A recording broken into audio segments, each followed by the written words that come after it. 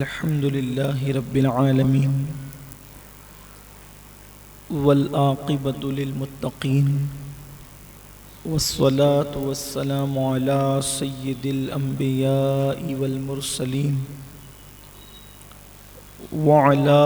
آله وأصحابه الطيبين الطاهرين أما بعد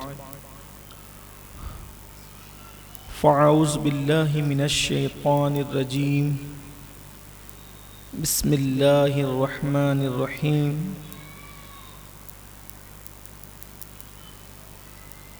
یا ایہا الذین آمنوا استعینوا بالصبر والصلاة ان اللہ مع الصابرین صدق اللہ العظیم۔ غوث اعظم بمن بے سر و ساما مدد قبلہ دین مدد کعبہ ایمان مدد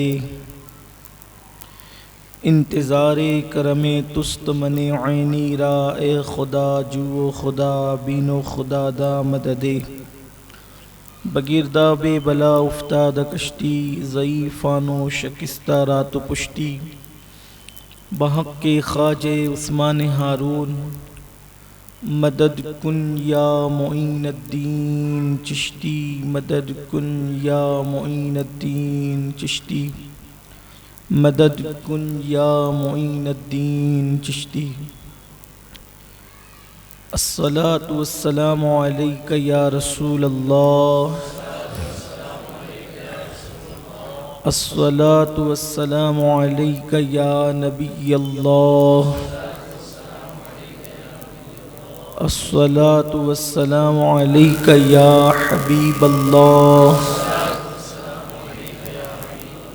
وعلى آلك وأصحابك يا نور الله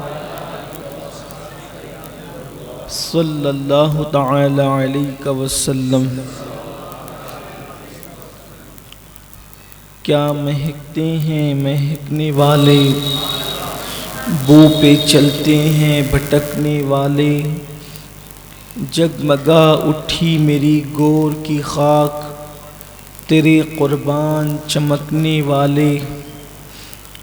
حسن تیرا سا نہ دیکھا نہ سنا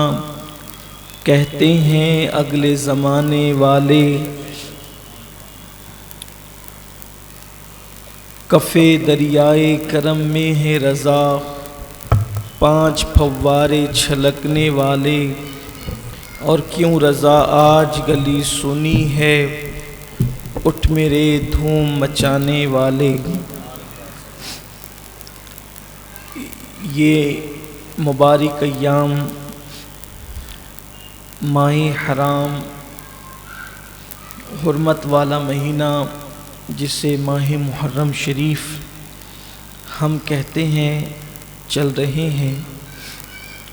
اور گزشتہ پورا عشرہ اللہ کی توفیق سے ہم لوگوں نے امام عرش مقام، امام ہمام، امام ذوی الاحترام، راکب دوش پیمبر، سبط پیمبر، سردار نوجوانان جنا،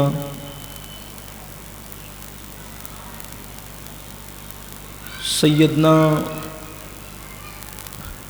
ابو عبداللہ امام حسین علی جدہ وعلیہ السلام کی بارگاہ میں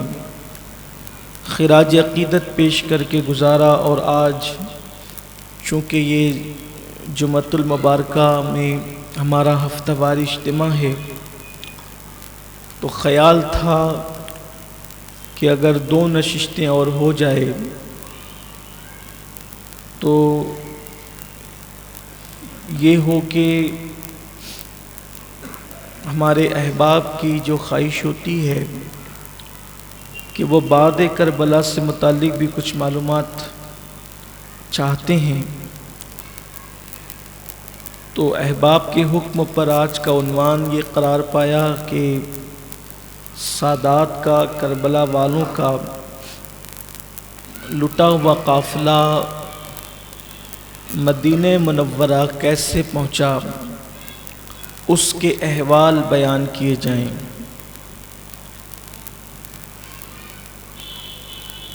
تو کچھ سرسری طور پر ہم اسی طرف پہلے چلتے ہیں۔ آپ میں کے بہت سارے لوگ جو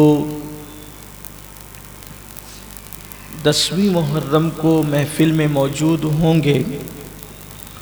ان کے علم میں یہ بات ہوگی کہ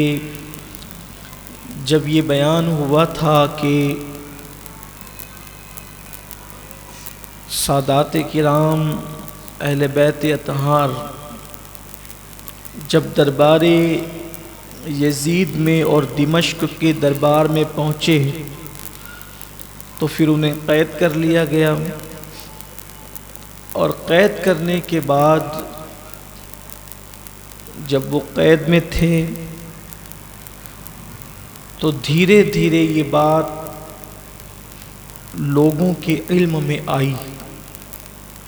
لوگوں کو دھیرے دھیرے یہ پتہ چلا کہ امام پاک کو تو شہید کر ہی دیا، یہ بات اب پتہ چل گئی تھی، لیکن جو ان کی شہزادیاں ہیں، ان کی بہنیں ہیں، ان کی بیٹیاں ہیں، ان کی بیویاں ہیں، ان کے چھوٹے چھوٹے بچے ہیں، انہیں قید میں ڈال دیا گیا۔ اور قید خانہ بھی وہ آج کل کے جیلوں کی طرح نہیں۔ جو لوگ اس وقت کی جیلوں میں جا کر آئے ہیں وہ بتاتے ہیں کہ وہاں بہرحال کچھ سہولتیں آج ہو گئی،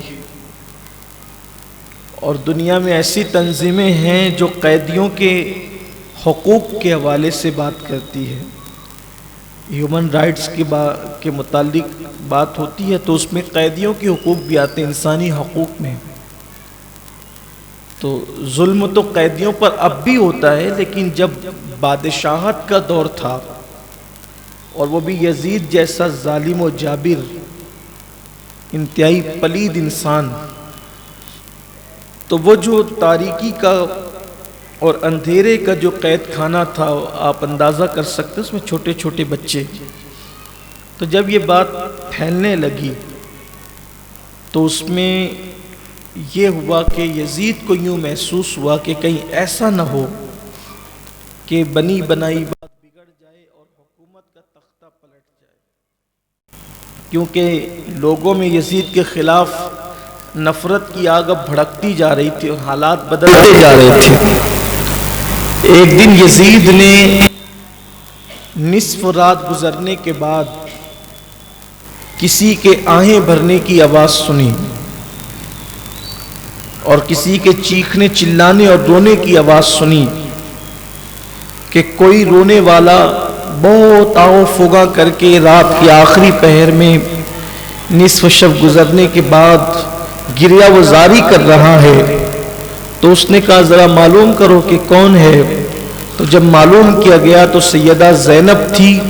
جو اپنے بھائی کی شہادت کو یاد کر کے رو رہی تھی۔ اس کو خیال آیا کہ یہ آؤں فغاں کہیں اس کے تخت کو تباہ و برباد نہ کر دے، تو پھر اس نے حضرت سیدنا امام زین العابدین کو صبح کو بلایا اور اس نے کہا کہ بہت برا ہوا، جو ہوا اچھا نہیں ہوا، اور جن لوگوں نے آپ لوگوں کے ساتھ ایسا کیا میں ان پہ لعنت کرتا ہوں۔ یہ اس کا مکر تھا، یہاں لوگ دھوکہ کھاتے ہیں۔ اگر وہ قتل امام حسین کو برا جانتا تھا تو پھر انہیں قید میں رکھنے کی کیا ضرورت تھی؟ اور بھی جو سب آپ سن چکے ہیں، میں نے تو اختصاری سے کام لیا اور اختصاری سے کام آج بھی لینا ہے، کیونکہ وقت پہ اجتماع ختم بھی ہونا ہے انشاءاللہ۔ صرف یہ کہ ان کڑیوں سے آپ کا ذہن جوڑنا چاہتا ہوں تاکہ یہ قافلہ پلٹنے کے اسباب کیا بنے، کیونکہ یہ تو تھے قید میں، تو اسباب کیا بنے پلٹنے کے۔ تو اس نے امام سے بات کی، امام زین العابدین سے بات کی کہ برا ہوا آپ لوگوں کے ساتھ۔ تو امام زین العابدین نے فرمایا کہ اب کیا چاہتے ہو؟ تو یزید نے کہا کہ آپ جو کہیں گے میں وہی کروں گا، آپ جو چاہتے ہیں وہی میں چاہتا ہوں۔ امام نے فرمایا کہ مجھے تم سے امید نہیں ہے کہ اگر میں تمہیں کوئی بات کہوں تو تم میری بات مانو۔ تو اس نے کہا کہ میں آپ کو یقین دلاتا ہوں کہ آپ جو کہیں گے میں ماننے کے لیے تیار ہوں۔ تو امام نے فرمایا کہ میری کچھ شرطیں ہیں۔ میری پہلی شرط یہ ہے کہ جو میرے باپ امام حسین کا قاتل ہے، 72 لوگ شہید ہوئے وہاں، لیکن میرا مطالبہ پہلا یہ ہے کہ جو میرے باپ کا قاتل ہے اس کو آپ میرے حوالے کریں۔ پہلی شرط یہ ہے، جب آپ میرے باپ کے قاتل کو میرے حوالے کریں گے تو ازرو شرع، شریعت مطہرہ کے حکم کے مطابق میں اس سے بدلہ لوں گا، اسے قتل کروں گا۔ دوسری شرط میری یہ ہے کہ کل کا آنے والا دن جمعۃ المبارکہ کا دن ہے، تو جمعہ کے دن منبر پر مجھے خطبہ دینے کی اجازت دی جائے۔ اور تیسری شرط میری یہ ہے کہ میرے ابا اور جو شہداء کے سر آپ کے پاس ہے وہ میرے حوالے کر دیں آپ، اس لیے کہ بہت گھما لیا ہے تم نے اس کو، بہت گھما پھرا لیا، بڑی بے حرمتی کر لی ہے۔ اب میں چاہتا ہوں کہ اس مبارک سر کو میں ادب اور احترام کے ساتھ جہاں چاہوں وہاں دفن کر دوں۔ اور چوتھی شرط میری یہ ہے کہ اب ہم، جب تو یہ کہتا ہی ہے کہ جو چاہو گے وہی ہوگا، تو ہم واپس اپنے گھر جانا چاہتے ہیں۔ خواتین کو، بچوں کو، سب کو رہا کر دو، ہم واپس مدینہ منورہ جائیں گے۔ تو یزید نے کہا کہ ٹھیک ہے، میں کل آپ کو اجازت دوں گا، آپ کل جمعہ کا خطبہ آپ نے پڑھنا ہے نماز سے پہلے، سر بھی آپ کو سونپ دیے جائیں گے اور قافلہ بھی واپس کر دیا جائے گا، لیکن آپ کے باپ کا قاتل کون ہے یہ پہلے معلوم کرنا ہوگا، کس نے قتل کیا ہے۔ امام زین العابدین خاموش رہے، اس پر چپ رہے، اس لیے کہ آپ کو قیامت تک کے لیے حجت قائم کرنی تھی کہ اصل قاتل کون ہے، اور تاریخ اب یہاں پر وضاحت کرتی کہ اصل قاتل کون ہے۔ تو اس سے پہلے کہ جمعہ کی نماز سے پہلے خطبہ کا وقت آتا یا خطبہ ہوتا، یزید نے دربار لگایا، اور دربار لگانے کے بعد وہاں ابن زیاد کے سوا سب موجود تھے۔ عبید اللہ ابن زیاد چونکہ وہ تو کوفہ میں تھا، شمر تھا، سنان تھا، خولی تھا، یہ سب لوگ وہاں پر موجود تھے۔ اب اس دربار میں امام زین العابدین بھی موجود تھے، اور اب بیبیاں باپردہ، چونکہ چادریں ان کی لوٹا دی گئی تھی، بلکہ یزید نے یہ بھی کیا کہ جو ان کے زیورات لوٹے گئے تھے اس سے دگنا تگنا زیورات اس نے ان کو دے دیا تھا،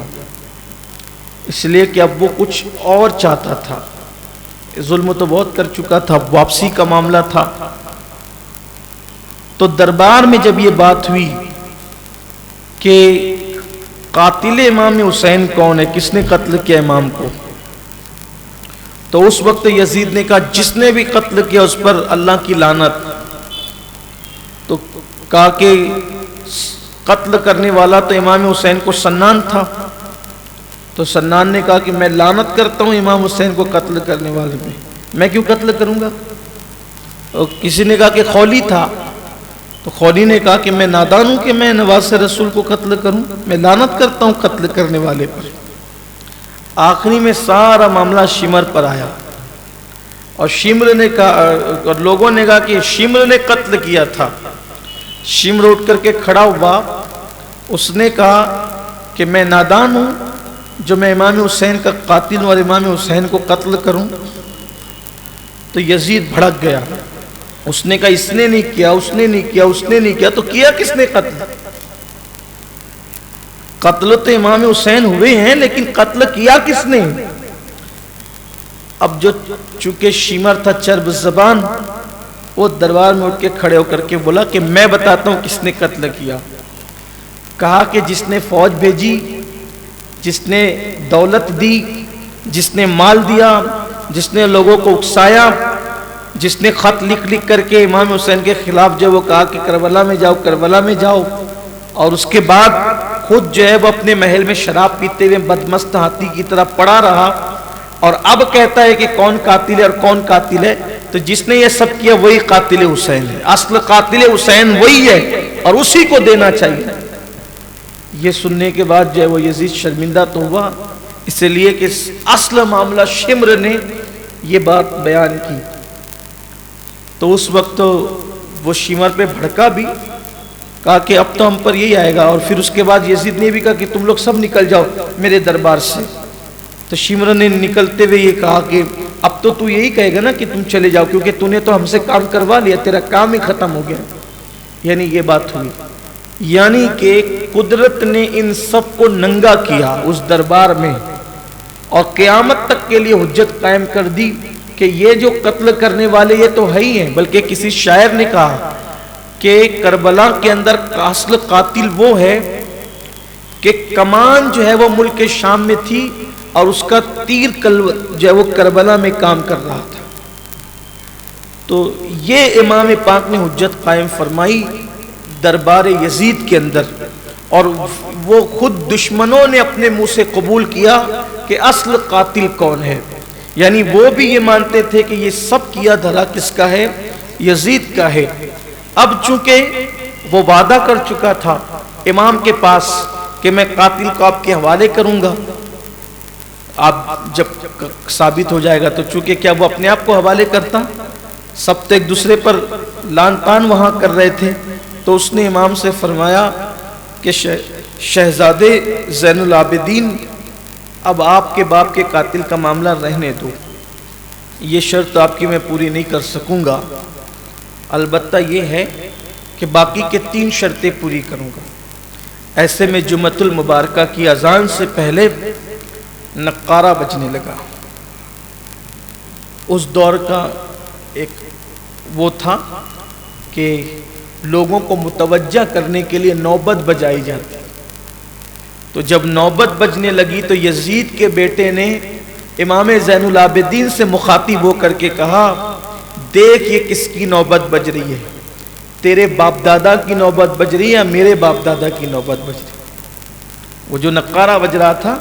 اس نے امام زین العابدین سے کہا کہ دیکھ یہ ہماری شان و شوکت کی یہ نشانی ہے نقارہ۔ جب وہ نقارہ بند ہوا تو اذان شروع ہوئی، اور اذان میں جب اشہد ان محمد رسول اللہ آیا تو امام زین العابدین نے کہا دیکھ یہ نوبت کس کی بج رہی ہے، یہ تیرے باپ دادا کی بج رہی کہ میرے باپ دادا کی بج رہی ہے، اور یہ جو تمہارے نقارے کی نوبت ہے یہ تمہاری 4 دیواری تک محدود ہے، لیکن میرے باپ کی نوبت تو، میرے باپ دادا کی نوبت تو زمین سے لے کر عرش تک ہے،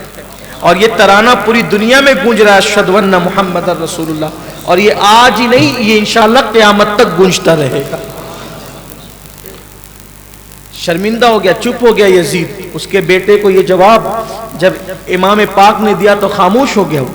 اور اس کے بعد اس بدبخت کی زبان سے نکلا کہ سانپ کا بچہ تو سپولا ہوتا ہے، اور اس کے بعد پھر جب جمعہ کی نماز کے لیے وہ چلے تو پوری جامع مسجد دمشق کی بھری ہوئی تھی، ظاہر سی بات ہے جامع مسجد تھی، اور ملک شام کا اتنا بڑا شہر کھچا کھچ وہ بھری ہوئی تھی۔ جب امام زین العابدین پاک تشریف لائے اور لوگوں نے ان کو دیکھا، اور بھی شہزادگان تھے، حضرت عمر ابن امام حسن کے صاحبزادے حضرت عمر، اور بھی جو شہزادے حضرت عباس کے صاحبزادے، یہ سب جو ننھے ننھے بچے تھے وہ سب تشریف لائے۔ آنے کے بعد جب بیٹھ گئے تو یزید کو ایسا لگا ماحول دیکھ کر کے کہ اگر یہ خطبہ دینے کے لیے میں نے امام زین العابدین کو کھڑا کیا تو میرا تختہ نہ پلٹ جائے، تو اس نے وعدہ کے خلاف ایک شامی کو کھڑا کیا اور شامی کو کہا کہ تم خطبہ پڑھو گے۔ امام نے فرمایا تم پھر وعدہ خلافی کر رہے ہو، اور اس نے شامی نے کھڑے ہو کے جب خطبہ دینا شروع کیا تو حمد و صلات کے بعد اس نے یزید کی اور بنو امیہ کی فضیلت پڑھنا شروع کیا، اور امام حسین اور مولائے کائنات پہ اس نے تبرہ کرنا شروع کیا۔ تو امام زین العابدین سے برداشت نہ ہوا، اٹھ کر کے کھڑے ہو گئے، اور کھڑے ہونے کے بعد اس کو چپ کرایا کہ تو جھوٹا ہے، تو کذاب ہے، تو قیامت کا خیال کیے بغیر ان کے فضائل پڑھ رہا ہے، یہ ان لوگوں کے فاسق و فاجر لوگوں کے فضائل پڑھ رہا ہے، اور اہل بیت اطہار پہ تو تبرہ کرتا ہے۔ بالآخر جب یہ منظر دیکھا کہ امام زین العابدین کھڑے ہو گئے تو شامیوں نے کہا کہ اب ہم نے کسی شامی سے خطبہ نہیں سننا، جو خطبہ دینے کا اصل حقدار ہے نبی کا بیٹا، ہمیں آج خطبہ انہی سے سننا ہے، آج ان کی موجودگی میں کوئی خطبہ نہیں دے گا، خطبہ یہ دیں گے۔ اور اس طرح سے آواز بلند ہونے لگی، امام زین العابدین کو منبر سونپا جائے، زین العابدین کو منبر سونپا جائے۔ بالآخر یزید نے اپنے مشیروں سے مشورہ کیا تو کہا کہ یہ چھوٹا سا بچہ ہے، یہ کیا خطبہ دے گا، یہ سوائے واعظ و نصیحت کے بعد کیا کرے گا، سونپ دو اس کو منبر۔ پھر وہ خطیب نیچے آیا، امام زین العابدین اوپر کھڑے ہوئے، اور کھڑے ہونے کے بعد آپ نے خطبہ دیا۔ آپ نے خطبے کا مفہوم یہ ہے، وہ پورا خطبہ تو آپ اصل کتابوں کی طرف توجہ کر کے اور ادھر جو ہے وہ اس کا مطالعہ کر کے اس کی اصل لذت اور اس کا لطف حاصل کر سکتے ہیں، لیکن بطور مفہوم جو ہے امام زین العابدین نے جو خطبہ دیا اس کا مفہوم یہ ہے، امام نے حمد پڑھی، اللہ کی تعریف کی، اور تعریف کے بعد حضور اکرم صلی اللہ علیہ وآلہ وسلم پر درود پڑھا، اور درود پڑھنے کے بعد فرمایا اس کے بعد اے لوگو یہ تمہیں میں نصیحت کرنا چاہتا ہوں کہ یہ دنیا فنا ہونے والی ہے، یہ فانی دنیا ہے، اور یہ دنیا ایک دن ختم ہو جائے گی۔ لوگوں جو دنیا سے دل لگاتے ہیں وہ یاد رکھ لیں کہ قیمتی مکانات، قیمتی لباس، دولت، اچھے کھانے، یہ سب کے سب تم سے ایک دن چھوٹ جائیں گے، اور پھر تمہیں قبر میں جانا ہوگا موت کی لذت کو پانے کے بعد، اور تمہیں اللہ کی بارگاہ میں کھڑے ہونا ہوگا، اور اللہ تم سے تمہارے اعمال کے بارے میں سوال کرے گا۔ تم سے پہلے لوگ بھی دنیا سے چلے گئے جو تم سے زیادہ مالدار تھے، جو تم سے زیادہ خوبصورت مکانوں میں رہتے تھے، جو تم سے زیادہ خوبصورت لباس پہنتے تھے، تمہارے پاس جو دولت ہے اس سے زیادہ دولت اور سطوت ان کے پاس موجود تھی، لیکن موت نے آج ان کا نشان مٹا دیا، قبروں کا نشان مٹا دیا، ان کی ہڈیاں اور ان کے گوشت قبروں کے اندر گھل چکے ہیں، اور آج ان کا نام لینے والا کوئی نہیں ہے۔ یہ بے ثبات دنیا ہے، اس سے دل نہ لگاؤ، یہ دنیا میں کوئی رہنے کے لیے نہیں آیا، دنیا سرائے فانی ہے، اور دنیا سے ایک دن کوچ کرنا ہے، اور یہ دنیا میں تم نے جو کچھ کیا ہے کل میدان محشر میں اس کے حوالے سے جواب دینا ہے۔ اس طرح سے ناسیانہ خطبے کے بعد پھر آپ نے اب دوسرا رخ اختیار کیا، خطبے کو دوسرا رخ دیا، فرمایا جو مجھے جانتا ہے وہ جانتا ہی ہے، جو مجھے پہچانتا ہے وہ پہچانتا ہی ہے، اور جو مجھے نہیں جانتا، جو مجھے نہیں پہچانتا، وہ آج مجھے پہچان لے کہ میں علی ابن حسین ابن علی ہوں، میں حسین ابن علی کا بیٹا ہوں، اور میرا نام بھی علی ہے۔ پھر فرمایا کہ ہم وہ لوگ ہیں جن کی شان میں اللہ نے قرآن میں آیت تطہیر نازل فرمائی ہے، فرمایا ہم اولاد ہے خاتم النبیین کی، قائد المرسلین کی، طٰہٰ و یاسین کی، اس کی اولاد ہے جس پر سورۃ البقرہ نازل ہوئی، اس کی اولاد ہے جس پر قرآن مقدس نازل ہوا۔ ہم ہی منا مزدلفہ اور عرفات کے شہزادے ہیں، ہم ہی ملتزم اور مقام ابراہیم اور صفا مروہ کے شہزادے ہیں، ہم ہی چائے زمزم کے شہزادے ہیں۔ یہ عرب کی خاص بولی تھی، اس لہجے کے اندر جو ہے اہل عرب کلام کیا کرتے تھے، یعنی اپنے آپ کو شہروں سے اور شان والی چیزوں سے منسوب کر کے جس علاقے کے وہ ہوتے تھے وہ بیان کرتے تھے۔ فرمایا ہمارے نبی پر یعنی جن کی ہم اولاد ہے ان پر اللہ تبارک و تعالیٰ درود نازل کرتا ہے۔ جبریل امین جس کے خادم ہیں، جو صاحب براق ہیں، ہم اس کی اولاد ہے جس کے لیے قرآن نے کہا ثم دنا فتدلی فکان قاب قوسین او ادنی، ہم اس کی اولاد ہے قیامت کے دن جن کے ہاتھوں میں لواء الحمد دیا جائے گا، ہم اس کی اولاد ہے جسے قیامت کے دن مقام محمود عطا کیا جائے گا، ہم اس کی اولاد ہے جس کو انا اعطیناک کوثر کہہ کر اللہ نے ساری قسمتیں عطا فرمائی ہے. ہم اس کی اولاد ہیں جو سارے نبیوں کا سردار ہے. ہم اس کی اولاد ہیں جس پر سرداری تمام ہو جاتی ہے, جس پر فضیلتیں تمام ہو جاتی ہے. اپنا تعارف کیوں کرایا؟ اور کرانے کے بعد جب آپ اپنا تعارف کرا رہے تھے تو تعارف کراتے ہوئے امام عالی مقام نے جب یہ گفتگو فرمائی, فرمایا ہم اس کی اولاد ہیں لیکن اس کے نواسے کو بے دردی کے ساتھ وادی تف کے اندر, اس کو تف بھی پڑھتے ہیں, وادی تف کے اندر میرے بابا امام حسین کو بھوکا پیاسا شہید کیا گیا. صبح سے لے کر شام تک میرے بابا نے جو ہے وہ لاشیں اٹھائے, لاشیں, اور میرے بھائیوں کو اور سب لوگوں کو قتل کر دیا گیا, شہید کر دیا گیا. ان کے لاشوں کو بے گور و کفن پڑے رہنے دیا گیا. اس طرح کی بات کی تو پوری مسجد کے لوگ دھاڑے مار مار کر رونے لگے. پوری مسجد رو پڑی اور لوگوں کی چیخیں بلند ہونا شروع ہوئی. امام بولے جا رہے تھے اور لوگ دھاڑے مار مار کر روتے جا رہے تھے. لوگوں, تم نے ترس نہیں کیا فاطمہ کے جگر پارے کو, فاطمۃ الزہرا کے شہزادے کو شہید کر دیا گیا. جب امام پاک کا خطبہ عروج پر پہنچنے لگا اور شباب پر پہنچنے لگا تو یزید نے دیکھا اب میرا یہاں رہنا بھی دشوار ہو جائے گا, تو اس نے فوراً مؤذن کو کہا کہ تم اذان پڑھو. مؤذن نے کہا اللہ اکبر اللہ اکبر. آپ نے اذان کا جواب دیا اللہ اکبر. امام پاک نے چپ ہو گئے, اذان کا جواب دیا. مؤذن نے کہا اشہد ان لا الہ الا اللہ, تو آپ نے بھی اشہد ان لا الہ الا اللہ کہا. اور جب مؤذن نے کہا اشہد ان محمد رسول اللہ صلی اللہ علیہ وآلہ وسلم, تو آپ نے مؤذن سے کہا تجھے اللہ کی قسم اب رک جا, اللہ کی قسم رک جا. جب مؤذن رک گیا تو امام نے فرمایا یہ بتا, یہ جو محمد رسول اللہ پڑھا جا رہا ہے یہ محمد کس کے دادا ہیں, میرے یا تیرے؟ اگر تو کہے گا کہ تیرے تو تو جھوٹ بولتا ہے, اور اگر تو کہے گا کہ میرے تو سچ بولتا ہے. بتا کس کے دادا ہیں؟ تو اس نے کہا آپ ہی کے دادا, آپ ہی کے نانا ہیں محمد الرسول اللہ. تو پھر فرمایا جب تو جانتا ہے کہ وہ میرے نانا ہے اور نبیوں کے سردار ہے تو بتا جس حسین کو وہ میرے نانا کندھوں پہ اٹھاتے تھے اور ان کی بوسہگاہ حسین کی پیشانی تھی, تو تم نے ان لوگوں کے ساتھ کیا سلوک کیا, کیسے قتل کیا؟ وہاں پر بھی جو ہے لوگوں کی چیخ بلند ہوئی. یزید جواب نہیں دے سکا. یہ اس دن کی تاریخ ہے کہ وقت کا حکمراں جس کی حکومت تھی وہ جامع مسجد میں نماز جمعہ کے لیے رک نہیں سکا اور وہ مسجد چھوڑ کر کے چلا گیا. اس کو مسجد چھوڑ کر کے جانا پڑا. اب یزید کو یوں لگا کہ یہ یہاں رہے تو مسائل بہت پیدا ہوں گے, تو یزید نے پھر یہ کیا کہ وہ سارے سر امام پاک امام زین العابدین کو سونپ دیا, بیبیوں کو لباس دیا, اور صحابی رسول حضرت سیدنا نعمان بن بشیر رضی اللہ تعالیٰ عنہ کی قیادت میں جو ہے وہ اس نے یہ قافلہ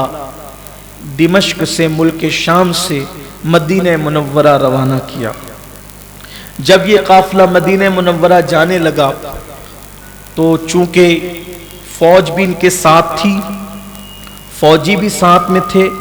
اور قیادت حضرت سیدنا نعمان بن بشیر صحابی رسول کے ہاتھ میں تھی. جیسے ہی ملک شام سے یہ قافلہ نکلا, یعنی مضافات میں شہر کے باہر ہوا, تو دمشق شہر کے باہر جب یہ قافلہ ہوا تو حضرت نعمان بن بشیر نے ہاتھ باندھ کر امام زین العابدین سے کہا کہ میں آپ کے نانا کا غلام ہوں, ان کا صحابی ہوں اور آپ کا خادم ہوں. آپ کی مرضی کے مطابق میں چلوں گا اور جو ایسا فیصلہ آپ لوگ کہیں گے میں وہ کرنے کے لیے تیار ہوں. تو تاریخ میں آتا ہے کہ شہزادیوں نے اور امام نے فرمایا کہ ہم ڈائریکٹ مدینہ منورہ نہیں جائیں گے, بلکہ ہماری خواہش یہ ہے کہ ہم پہلے یہاں سے کربلا جائیں گے, اور کربلا جا کر کے ہم وہاں دیکھیں گے کہ ان لاشوں کا کیا جو ہم بے گور و کفن چھوڑ کر آئے تھے وہ ویسے ہی پڑی ہوئی ہیں یا پھر جو ہے ان کو دفن کر دیا گیا ہے، ہم وہاں پر پہنچیں گے۔ اب حضرت نعمان بن بشیر نے کہا کہ جیسی آپ کی مرضی۔ پھر وہ قافلہ دمشق سے کربلا کی طرف روانہ ہوا، اور جب کربلا میں پہنچے، ایک روایت کے مطابق کہ صفر المظفر کی 20 تاریخ تھی، جس کو یعنی کہ امام پاک کی شہادت کو مکمل جو ہے وہ 40 دن ہو چکے تھے ایک روایت کے مطابق۔ حالانکہ جو دیگر مورخین ہیں وہ لکھتے ہیں کہ اس پورے سفر میں تقریباً کم و بیش 200 کے قریب دن گزر چکے تھے۔ یہ بعض لوگوں نے 235 دن کا بھی حساب لگایا ہے، تو میں نے تینوں روایتیں آپ کے سامنے پیش کر دی تاکہ جب آپ مزید اسٹڈی کریں گے، مطالعہ کریں گے تو آپ کے سامنے باتیں آئے گی۔ لیکن بعض لوگوں نے 20 سفر کا ذکر بھی کیا ہے، یعنی کہ بیان کرنے والوں کے مطابق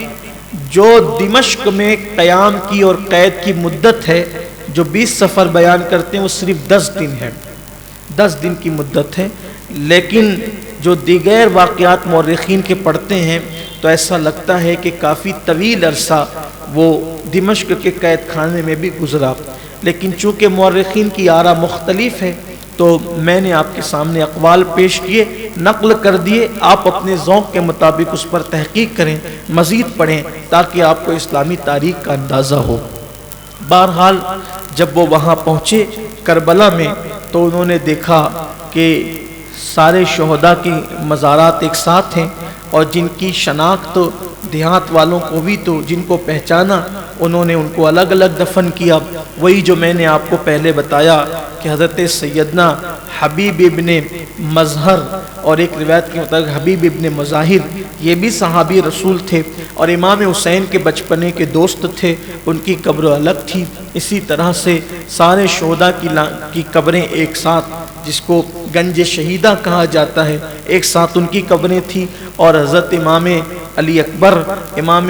علی اصغر اور امام حسین کی وہ تینوں قبریں، علی اکبر پاک کی قبر پائتی میں تھی اور امام علی اصغر کو سینے پہ رکھ کے دفن کر دیا گیا تھا۔ تو جب وہاں پہنچے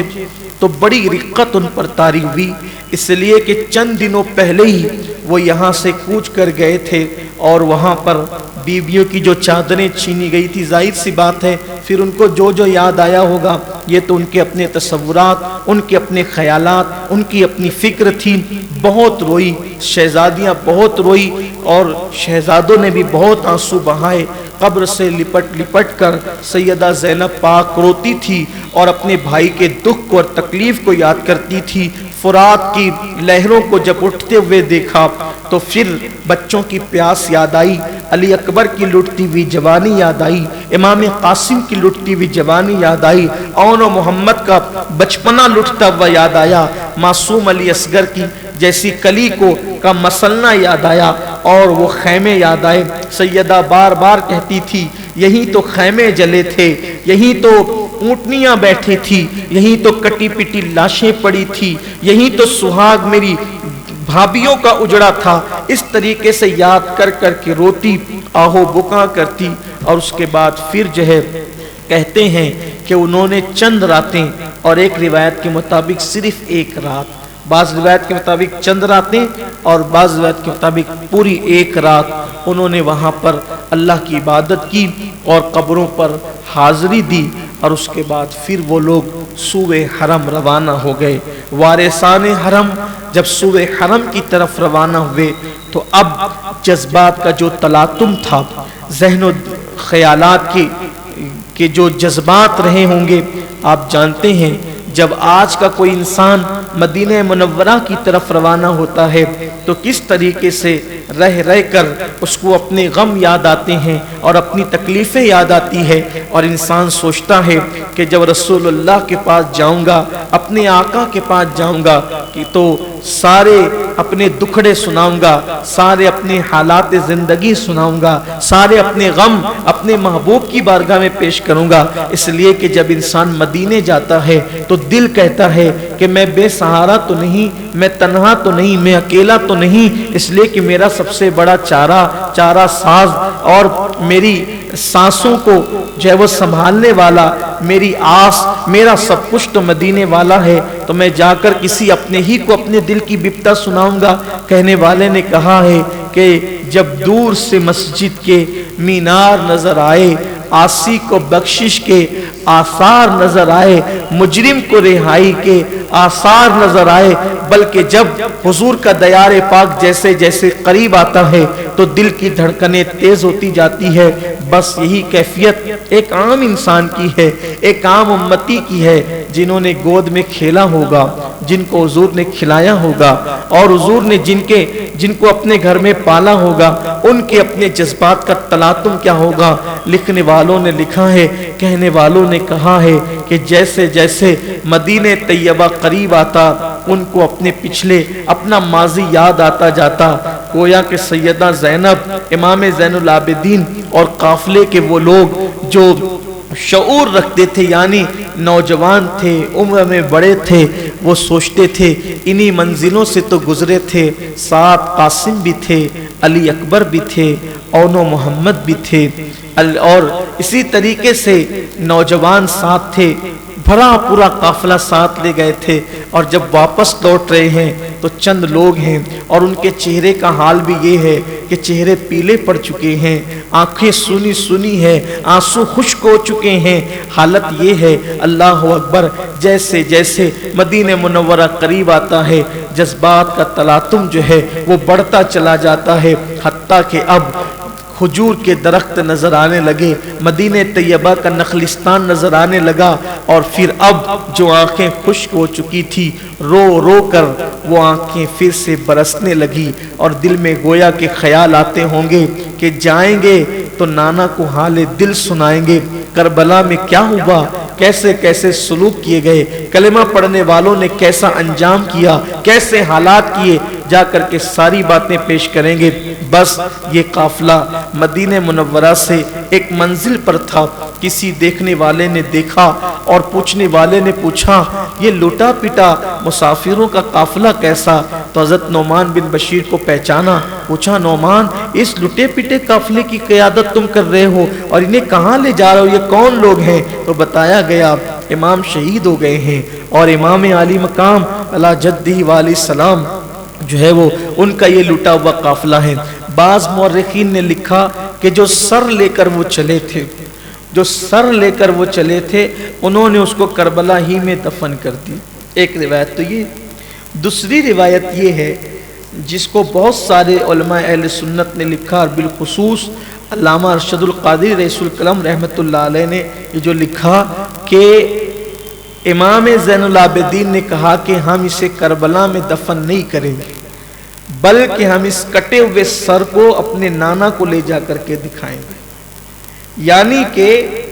جو ثبوت ہے، ثبوت شہادت حسین کا ثبوت ہم زبانی پیش نہیں کریں گے، بلکہ قاتل کے خلاف ڈائریکٹ مقتول ہی کو لے جا کر کے اپنے نانا کی عدالت میں پیش کریں گے۔ تو وہ جو سر کٹے ہوئے تھے وہ بیبیوں نے اپنے سینوں سے لگا لیے، قافلے والوں نے اپنے سینوں سے لگا لیے، اور وہ کٹے ہوئے سر لے کر کے مدینہ منورہ کی طرف چلے۔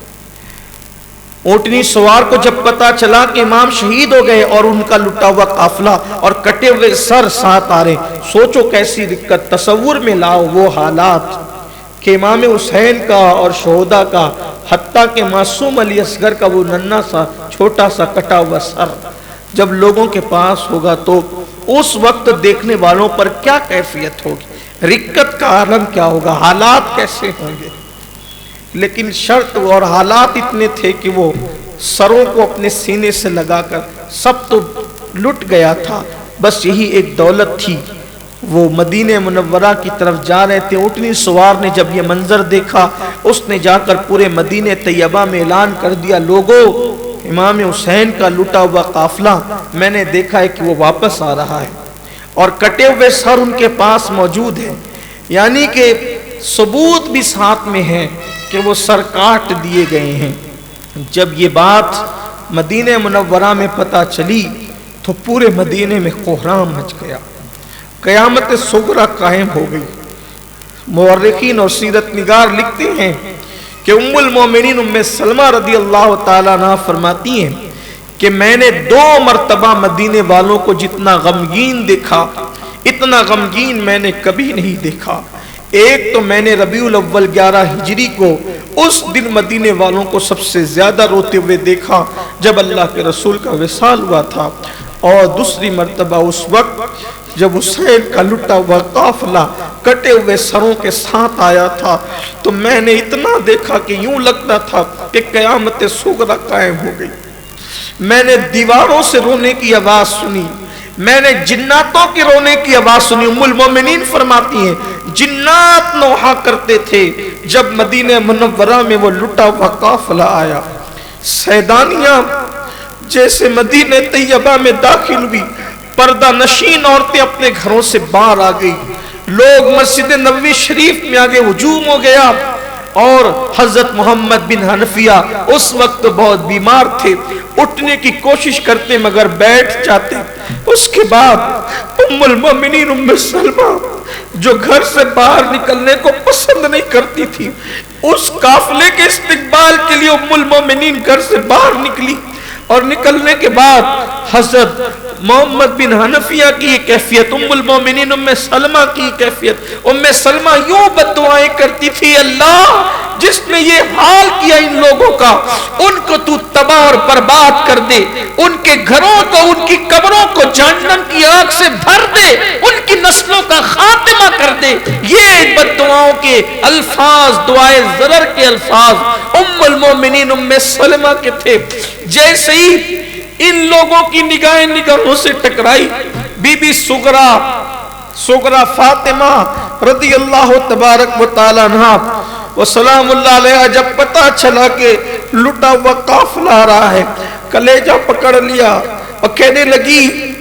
میرے ساتھ تو وعدہ تھا کہ اچھی ہو جاؤ گی تو بھیج کر کے تمہیں بلوا لیں گے،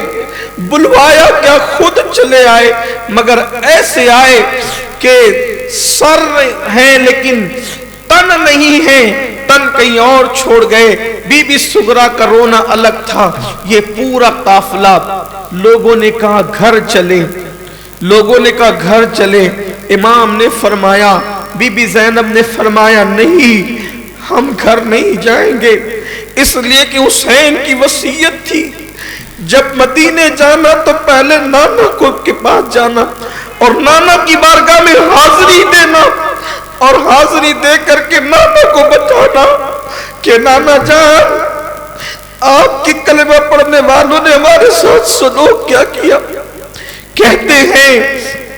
کہ جب وہ کٹا ہوا سر لے کر امام زین العابدین حضور اکرم صلی اللہ علیہ وآلہ وسلم کے مزار اقدس پر حاضر ہوئے، تو اس وقت امام زین العابدین جو صبر و رضا کا پیکر بنے ہوئے تھے، نانا کی مزار پر نظر پڑتے ہی پھوٹ پھوٹ کر رونے لگے اور کہتے تھے نانا آپ کے حسین نے آپ کو آخری مرتبہ سلام کہا تھا، اور وہ سلام کی امانت مجھ تک پہنچائی تھی تاکہ میں وہ امانت آپ تک پہنچا دوں۔ اور پھر امام زین العابدین اور سیدہ پاک نے جو کربلا کے احوال بیان کیے وہ یہ کہ نانا جس حسین کو آپ کندھوں پہ بٹھاتے تھے، اس حسین کو گھوڑوں کے پاؤں تلے کچلا گیا، جس کے لیے جنت سے جوڑے منگاتے تھے اس کو کفن بھی تک نہ دیا گیا، اس کو بے گور و کفن چھوڑ دیا گیا، اس کے بچوں کو ترسایا گیا پانی کے قطرے قطرے کے لیے، اس کی بیویوں کا سہاگ اجاڑا گیا، خاک میں ملایا گیا۔ جس وقت یہ باتیں وہ بیان کرتے تھے مدینے والوں کی آوازیں چیخیں بلند ہوتی جاتی تھی۔ مورخین لکھتے ہیں کہ بیان کیا گیا، سرکار کی بارگاہ میں عرضیاں پیش کی گئی، رونے والے روتے رہے، جناتوں کی رونے کی آوازیں آئی، دیواروں سے رونے کی آوازیں آئیں، فرشتوں کی ایسا لگتا ہے کہ چیخیں نکل گئی ہوگی، رونے والوں نے بہت رویا، ایسا لگتا تھا کہ مدینہ منورہ میں کہیں قیامت قائم نہ ہو جائے۔ بعض بزرگوں نے فرمایا کہ ان لوگوں کی یہ داستان غم سن کر حضور اکرم صلی اللہ علیہ وآلہ وسلم کی قبر پر بھی اثرات دیکھے گئے. ان کی حالات سن کر بالآخر وہ قافلہ وہاں سے نکلا اور وہاں سے نکل کر بی بی سیدہ پاک سیدہ فاطمۃ الزہرا کے مزار اقدس پر حاضر ہوا. اور پھر سیدہ پاک کے مزار پہ جانے کے بعد وہاں بھی حالات پیش کیے گئے اور پھر بالآخر امام زین العابدین نے سارے سروں کو امام حسن اور سیدہ فاطمۃ الزہرا کے قدموں میں دفن کر دیا. یہ دوسری روایت ہے سروں کی تدفین کی. ایک تو یہ ملک شام، بعض لوگ ملک شام کے متعلق بھی کہتے ہیں کہ شام میں دفن کیے گئے. میں جب ملک شام گیا تو میں نے وہاں پر 72 سروں کی قبریں دیکھی، وہاں بھی ہے. بعض لوگ کہتے ہیں کربلا میں دفن ہوئے، بعض کہتے ہیں کہ وہ سر مدینہ منورہ میں لے جا کر سیدہ فاطمۃ الزہرا کے قدموں میں دفن کیے گئے، جہاں پر امام حسن پاک کا مزار ہے اور سیدہ پاک کا مزار. اس وقت تک یہ دو ہی مزار تھے اور آج کی تاریخ میں وہیں پر امام زین العابدین کا مزار ہے، امام محمد باقر کا مزار ہے، حضرت امام جعفر صادق کا مزار ہے. اس طرح سے یہ 4 مزار سیدہ فاطمۃ الزہرا رضی اللہ تعالیٰ عنہ کے قدموں میں ہوتے ہیں اور سر امام حسین اور شہداء کے سر. لیکن ایک بات اور بھی ہے، 3 روایتیں ہوگی، ملک شام کی، کربلا کی، مدینہ منورہ کی. چوتھی روایت یہ ہے کہ امام علی مقام کا سر انور جس وقت پھرایا جا رہا تھا ملک شام کے آس پاس، تو پھر وہ سر بعد میں یزید نے اپنے خزانے میں رکھ لیا. اس سر کے متعلق یہ ہے کہ اس نے اپنے خزانے میں رکھ لیا، اس کو دفن ہونے نہیں دیا. اس کی تمنا یہ تھی کہ وہ سر مبارک کو جب کئی دن گزریں گے اور تو جیسے اور لوگوں کے جسم سے بدبو آتی ہے وہ سڑتا ہے، تو اس طریقے کے کچھ حالات اس سر پر بھی پیش آئیں گے. لیکن ایسا نہیں ہوا، بلکہ جیسے جیسے دن گزرتے گئے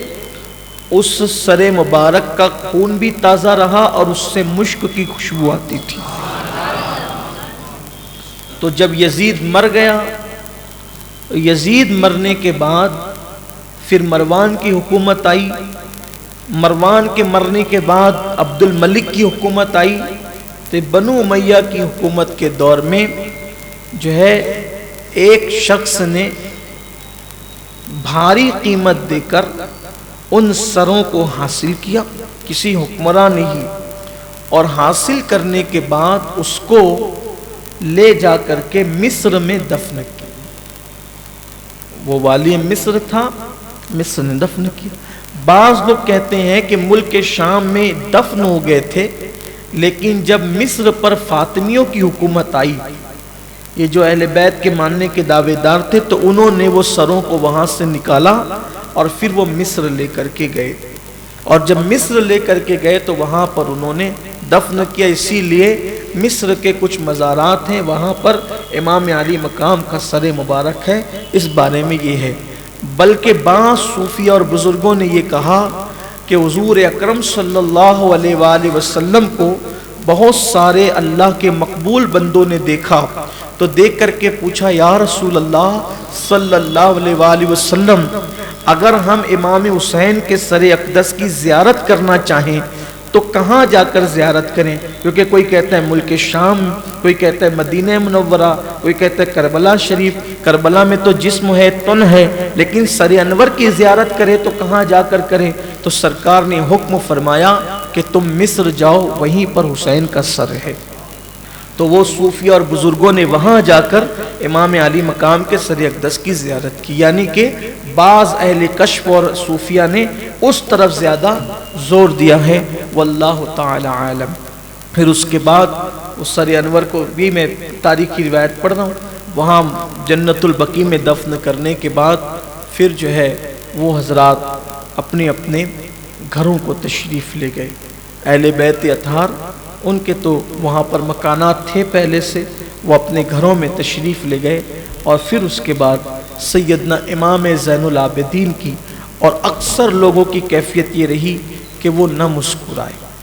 بلکہ سیدہ زینب پاک بھی پوری زندگی کبھی نہیں مسکرائی۔ سیدہ زینب پاک کی زندگی پر کبھی گفتگو ہوگی، لیکن واقعہ کربلا کے بعد ایسا ہوا کہ آپ اپنے شوہر حضرت عبداللہ ابن جعفر طیار، یہ بھی خاص بات ہے کہ جب حضرت عبداللہ ابن جعفر طیار سیدہ زینب کے شوہر نامدار، ان کو جب پتہ چلا کہ میرے دونوں بیٹے اون و محمد بھی شہید ہو گئے، تو کہتے ہیں نا کہ جو مزدور اور غلام لوگ ہوتے ہیں وہ چمچہ گیری زیادہ کرتے ہیں، تو جو غلام تھے آپ کے، ان غلاموں میں سے غلام نے کہا کہ حسین کی وجہ سے آپ کے بیٹے بھی قتل ہو گئے، آپ کے بیٹے کو قتل کروا دیا حسین نے۔ تو حضرت عبداللہ بن جعفر طیار نے جوتا اٹھایا اور جوتا پھینک کر کے اس کو مارا اور کہا کہ بدبخت، تو امام حسین کے بارے میں ایسی بات کہتا ہے؟ یہ تو اللہ کا شکر ہے کہ میرے دونوں بیٹے حسین کے قدموں پہ شہید ہو گئے اور اللہ نے مجھے سرخ رو کر دیا۔ میں یہ سوچتا ہوں کہ کاش میں بھی ہوتا تو حسین پر اپنی جان کو قربان کر دیتا، اور اللہ نے حسین کے غم میں مجھے شریک کر لیا، اس بات پر میں اللہ تبارک و تعالیٰ کا شکر ادا کرتا ہوں۔ یہ بات آپ نے فرمائی۔ تو حضرت سیدہ زینب واقع کربلا کے بہت دنوں کے بعد جب ملک شام گئیں، کسی وجہ سے سفر آ گیا، آپ کو کسی سبب سے ملک شام کا سفر کرنا پڑا، تو سیدہ زینب جب شوہر کے ساتھ وہی احترام، وہی تعظیم، وہی پردہ، وہی سارے تحفظات کے ساتھ جب سفر کرتی ہے اور کوئی اطلاع کرتا ہے کہ شام کا ملک آنے والا، یعنی دمشق شہر آنے والا ہے، ملک شام میں دمشق شہر آنے والا ہے، تو وہ دمشق میں جو سیدہ کو بغیر چادر کے پورے تمام بیویوں کے ساتھ جو گھمایا گیا تھا اور ان کی حرمت کو، ان کی عظمت کو نگاہ میں رکھے بغیر ان لوگوں کو جو بے پردہ کیا گیا تھا، تو سیدہ زینب کو جب وہ تصور اور وہ خیال آیا، وہ جو گھمانے کا خیال آیا، ایسا ہوتا ہے نا کہ کوئی چیز دیکھنے کے بعد انسان ماضی میں چلا جاتا ہے، تو سیدہ زینب کو وہ خیال آتے ہی اتنی دکھی ہوئی اور اتنے صدمے میں گئی کہ اس صدمے کی تاب نہ لا کر آپ نے دمشق شہر میں قدم رکھنے سے پہلے ہی انتقال فرمایا۔ یعنی سوچیں آپ کو کتنی اذیت دی گئی ہوگی۔ بلکہ مورخین لکھتے ہیں کہ کسی نے سیدہ زینب سے پوچھا تھا کہ بی بی یہ بتائیں کہ آپ کو دمشق کے بازار میں کس دروازے سے داخل کیا گیا تھا، تو بی بی فرماتی تھی کہ انہوں نے مجھے ہر دروازے سے گھما کر کے بازار میں لایا، یعنی ایک دروازے سے نہیں، ہر دروازے سے، جو اتنے بازار کے جتنے دروازے ہوتے ہیں ہر دروازے سے ہمیں گھما کر لاتے تھے اور ہمیں پھراتے تھے۔ سیدہ پاک کو اتنا صدمہ ہوا کہ آپ تاب نہ لا کر دمشق شہر کے آتے ہی انتقال فرما گئی، اور دمشق شہر کے باہر سیدہ زینب رضی اللہ تعالیٰ عنہ کو دفن کیا گیا۔ آج اس مقام کو زینبیہ کہا جاتا ہے، زینبیہ کہا جاتا ہے۔ وہ دمشق شہر سے مضافات میں، جیسے ہمارے شہر سے لگ کر کے چھوٹے چھوٹے علاقے، تو ویسے ہی جو ہے وہ شہر سے باہر، اب تو شہر میں ہی وہ ہو گیا ہے، لیکن تھوڑا سا شہر سے وہ باہر کا علاقہ ہے، اس کو زینبیہ کہا جاتا ہے۔ وہاں آپ جب جائیں گے تو آپ وہاں پر جب پہنچیں گے تو آپ کو ایسا نہیں لگے گا کہ آپ سیدہ زینب کے مزار پہ کھڑے ہیں یا سیدنا امام حسین کے مزار پہ کھڑے، دونوں میں بہت فرق محسوس نہیں ہوتا۔ میرا قیام تقریباً زینبیہ میں اللہ کے کرم سے 8 دن تک رہا۔ میں نے 8 دن وہاں قیام کیا، رات کے اکثر حصے میں وہیں پر سیدہ پاک کی بارگاہ میں بیٹھا رہتا۔ میری 8 راتیں بڑی خوبصورت زندگی کی وہ راتیں ہیں جو اللہ تعالیٰ نے مجھے توفیق عطا فرمائی کہ وہاں پر میری حاضری ہوئی۔ بڑی رقت طاری ہوتی ہے، اور جو لوگ سیدہ زینب پاک کی زندگی کو جانتے ہیں تو ان پہ تو مزید ایک عجیب سی کیفیت طاری ہوتی ہے۔ بڑا عظیم مقام ہے۔ اللہ تعالیٰ آپ کو، ہم سب کو اس در اقدس کی حاضری کی سعادت عطا فرمائے۔ پھر امام زین العابدین رضی اللہ تبارک و تعالیٰ کے احوال انشاءاللہ تبارک و تعالیٰ کسی اور موقع پر عرض کیے جائیں گے، بس مختصر اتنا تاکہ آپ کو کچھ معرفت نصیب ہو جائے امام زین العابدین پاک کے حالات کی، کہ پھر کربلا کے بعد امام زین العابدین ہر دن روزے سے رہتے اور پوری رات عبادت کرتے، نوافل پڑھتے، حتیٰ کہ جب روزہ افطار کرتے وقت آپ کے سامنے پانی رکھا جاتا اور آپ کے سامنے کھانا رکھا جاتا، پھر آپ کو کربلا یاد آ جاتی اور آپ کھانے اور پانی کو دیکھ کر اتنا روتے کہ روتے روتے بے ہوش ہو جاتے۔ آپ اتنا روتے کہ روتے روتے بے ہوش ہو جاتے کربلا کو یاد کر کے۔ حالانکہ جب وہ قافلہ مدینہ منورہ آیا تو حضرت ام سلمہ اتنا روئی کہ وہ بھی روتے روتے بے ہوش ہو گئی۔ کئی مرتبہ حضرت سیدہ صغرا فاطمہ وہ روتے روتے بے ہوش ہوئی کیفیت ہوئی۔ امام پاک کی بھی یہی حالت ہوتی کہ جب کربلا یاد آتی آپ روتے رہتے، بہت روتے، اور کبھی کبھی روتے روتے آپ ہوش کھو دیتے۔ بہت کم لوگوں سے بات چیت کرتے، بہت کم لوگوں سے گفتگو کرتے۔ پھر ایسے حالات ہوئے، لوگ آپ سے آ کر باتیں کرتے۔ بعض لوگوں نے آ کر کے کہا امام جو کچھ آپ لوگوں کے ساتھ ہوا بہت غلط ہوا، ہم یہ چاہتے ہیں کہ آپ لوگوں کے ساتھ بہت غلط کیا گیا، ہم نے یزید کو چھوڑ دیا، آپ ہاتھ بڑھائیں، ہم آپ کے ہاتھ پہ بیعت کریں گے، آپ اٹھیے، آپ ہمارے امام ہیں اور یزید کی حکومت ختم ہوگی، آپ حکومت کیجئے، پورے دنیا میں جہاں جہاں اسلامی حکومت ہے وہ سب آپ کو امیر مان لیں گے۔ امام نے فرمایا نہیں، میرے باپ کے ساتھ، میرے بڑے ابا کے ساتھ، میرے دادا ابا کے ساتھ جو کچھ ہوا اب میں نہیں چاہتا کہ وہ کچھ آپ ہمارے ساتھ کریں۔ میں نے دنیا سے کنارہ کشی کر لی ہے اور میں گوشہ نشین ہو گیا ہوں، اور اب میں جو ہے وہ دنیا کی طرف واپس لوٹنا نہیں چاہتا۔ آپ ہر ایک سے ملتے بھی نہیں، ہر ایک سے بات چیت بھی نہیں کرتے، بہت کم لوگوں سے ملتے اور بہت کم لوگوں سے گفتگو فرماتے۔ اکثر روایات کربلا کی یا تو سیدنا امام زین العابدین نے بیان کیا یا پھر سیدنا حضرت سیدہ زینب پاک نے بیان فرمایا، اکثر روایات ان لوگوں نے بیان فرمائی۔ کچھ باتیں سیدہ سکینہ کی بھی بیان کردہ ہیں، اور امام محمد باقر نے حضرت امام زین العابدین کے چونکہ وہ بڑے بیٹے ہیں تو انہوں نے اپنے بابا سے سنا تو امام محمد باقر نے بھی اس کو بیان فرمایا۔ آج کل امام محمد باقر کی روایات کو لوگ بڑی اہمیت دے کر کے یہ کہتے ہیں کہ انہوں نے یہ بیان کیا، یہ بیان کیا، یہ بیان کیا، لیکن یہ بات آپ کو بتا دوں، عبداللہ بن خالد نام کا ایک شخص ہے جو کربلا کی اکثر روایتیں امام محمد باقر کے نام سے بیان کرتا ہے، لیکن عبداللہ بن خالد کے نام سے یا خالد بن عبداللہ کے نام سے جو بھی روایتیں امام محمد باقر کی طرف سے بیان کی جاتی ہے، چونکہ یہ شامی تھا اور یہ حرم پاک کے منبر پہ بیٹھ کر مولا علی کو گالیاں دیتا تھا، تو یہ شخص بیان کرتا ہے واقعات کربلا امام محمد باقر سے،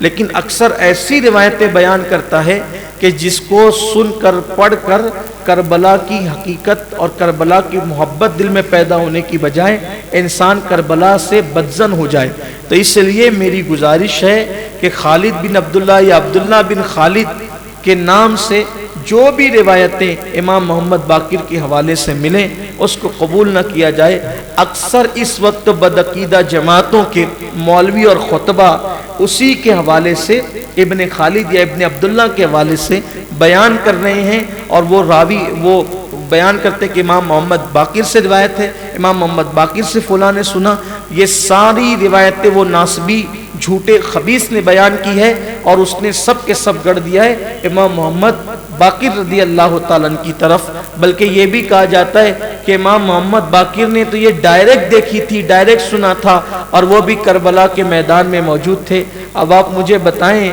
کہ اگر جن لوگوں نے امام محمد باقر کو، پہلی بات تو امام باقر کا تذکرہ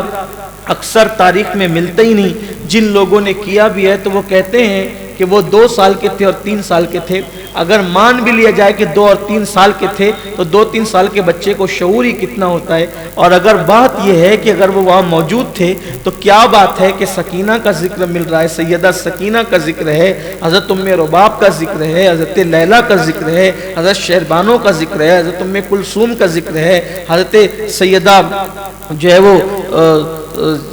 حضرت عباس کی بیوی کا ذکر ہے. تو ان کی بیوی کا کوئی ذکر کیوں نہیں ملتا؟ اور پھر آپ دیکھیں کہ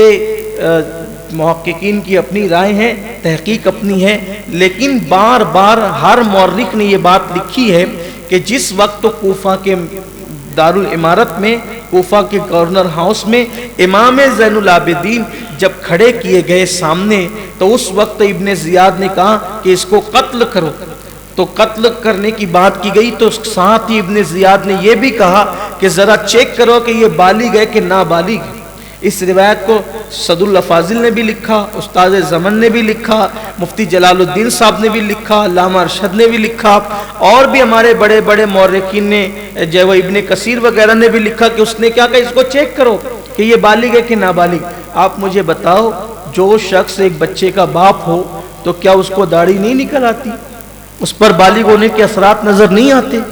وہ چیک کرنے کی ضرورت کیا پڑتی ہے؟ تو یہ چیزوں کو بھی ذرا سامنے رکھا جائے. تو اس طریقے سے خاص طور پر غیر مقلدین حضرات زیادہ دھوکہ دے رہے ہیں ان معاملات کو لے کر, تو تھوڑا سا ہوش سے ناخن لیا جائے. پہلے تو کربلا کے واقعات کا لوگوں کو انکار تھا, لیکن جب دیکھا کہ کربلا اور کربلا والوں پر پوری دنیا جانثار ہے, تب سبھی کربلا بیان کر رہے ہیں. لیکن سب کربلا بیان کرنے والوں کو ذرا یہ بھی دیکھ لیا جائے کہ کربلا کے نام پر کوئی سیاست تو نہیں کر رہا ہے, کربلا کے نام پہ کوئی بدگمان تو نہیں کر رہا ہے, کربلا کے نام پہ کوئی بدزن تو نہیں کر رہا ہے. یہ بات کہی جاتی ہے کہ امام محمد باقر نے بیان کیا کہ امام حسین نے کہا کہ مجھے یزید کے پاس لے چلو, میں اس کی بیعت کر لوں گا. بیعت ہی کرنا تھا, چلو تو پھر مدینہ منورہ سے مکہ کیوں آئے تھے؟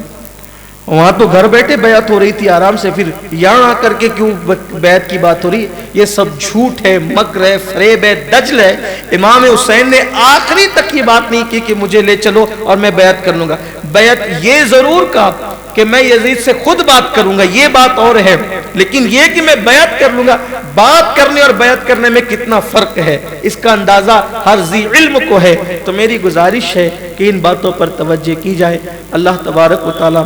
ہماری قوم کو صحیح اور سچی سمجھ عطا فرمائے, اور واقعات کربلا کے معاملے میں اللہ ہمیں مسلک اعتدال اہل سنت و جماعت پر قائم و دائم رکھے, اور گفتگو کے درمیان کوئی لغزش اور خطا ہوئی تو اللہ اسے معاف فرمائے. آئندہ جمعہ کو انشاءاللہ تعالی ہم یہ چاہتے ہیں کہ اب آخری عنوان جو کربلا سے متعلق ہیں وہ یزیدیوں کا انجام, اس پر گفتگو ہو جائے تاکہ یہ عنوان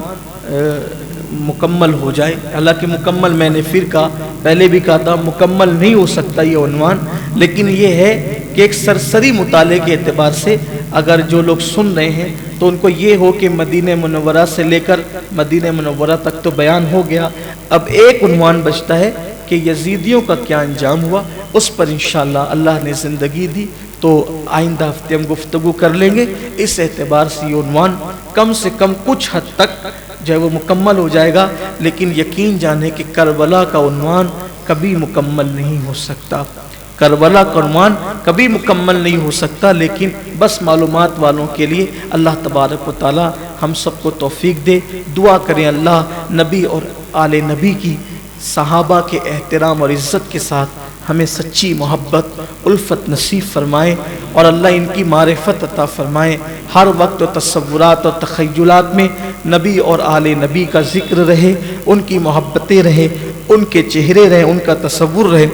ان کا خیال رہے, اور اللہ تعالیٰ اسی میں ہمیں جینے اور مرنے کی توفیق عطا فرمائے. گفتگو کے درمیان اگر کوئی غلطی ہو تو اللہ تعالیٰ معاف فرمائے. استغفر اللہ ربی من کل ذنب واتوب الیہ وما علینا الا البلاغ. السلام علیکم ورحمۃ اللہ وبرکاتہ. رسالت کے پروانوں, ہر سنیچر کو بعد نماز عشاء سنی دعوت اسلامی کے عالمی مرکز اسماعیل حبیب مسجد میں سنی اجتماع ہوتا ہے. آپ حضرات پابندی کے ساتھ اس میں شرکت فرمائیں. سنی دعوت اسلامی کی website sunni dawat islami.net پر وزٹ کریں اور بہت ساری دینی معلومات حاصل کریں.